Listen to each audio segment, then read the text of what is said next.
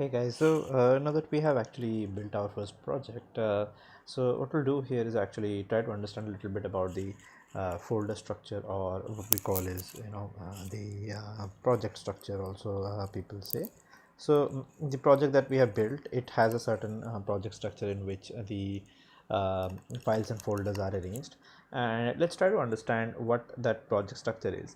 So usually, like, you would have created a project by the name of my application or my project. So say the project that you have made, that's called my project, right?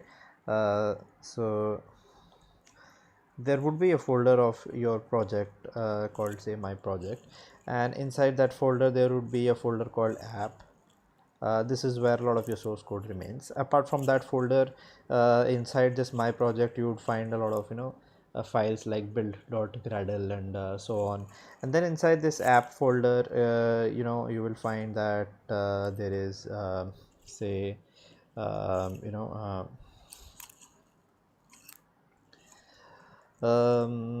yeah, I mean, you will find that there are folders like src, and then there are folders like main, and then there are so many other folders like that. So let's take a look at your actual project structure and try to understand a little bit more of this. What we'll do is let's see what our files that have been generated initially. So when you open your project, you will see that there is the main activity.kt file and the activity main.xml file, and apart from that, in this view, which we call is basically the Android view. So there is a lot of ways in which we can view our project structure. If you look at the Android view, it's not actually the way the files are actually laid out in my directory. It only shows those files which we need to edit, and it hides those files which we do not need to deal with a lot. So you'll see that in manifests, there is the Android manifest dot xml file. Sorry, just give me so. Yeah, so there is this Android manifest.xml file. That's also another file that has been generated for your project. And inside the Java folder, there would be three folders. One of them, which would be in the white color, contains your main activity.kt. There are two green colored folders here. Why they show up as green in your studio is because they contain test resources. So there is this example instrumented test, which has a test, and then there is a example unit test which has a test. So what are tests? We'll actually delve into tests much later in our code, and tests are actually there to able to automatically check that parts of your project are working correctly. Unit testing and instrumentation testing, we have like lots of different kinds of software testing. So this is something, it's an advanced topic, and people actually deal with tests a little later on when they learn how to build projects using a particular language. So these are folders that are reserved for testing. This folder is where you write your source code, and you can add more classes there. There's a res folder. The res is short form for resources, and the resources folder contains things like drawables. So drawables are backgrounds and foregrounds and stuff like that. So you can make XML based drawables, which are vector files, or you can have PNG drawables, which can be images that you need inside your app. Those go inside the drawable folder. Then for example, there's this map folder where you can find actually your launcher icon and the PNG for that. So resources is all that stuff, PNG files, XML files, and among the resources only inside the layout is the activity main.xml file. So this file is actually inside the resources folder, and this is the file which basically tells the app how the screen is going to look like. Okay, and this XML, so XML is kind of used in the form of how HTML is used for web development. Like you can write elements and their height and width and stuff like that, and those get created on the page. And as we go ahead in the course, we will deal with more kinds of layouts and how to create different kinds of screens in the code. So we'll see that. That's my layout. And so this is like mostly the stuff that we need to edit. We don't need to like change any other things. But if you look at the project view, then we will see that whatever I gave the name of my project, I gave the name as first project. So that's the name of a folder that has been generated, and inside that folder there are like a bunch of stuff. you would find a lot of files which have either the name starting with or ending with Gradle. So Gradle is basically a build system. So although, like, you use Java C to compile the Java code, you use Kotlin C to compile the Kotlin code, and then there are a lot of tools like PNG Crush, which is used to compress PNG files, and then there is AAPT, which is an Android packaging tool which creates your APK. So there are a lot of steps that go into compiling the files, putting them together with their resources, and creating an APK.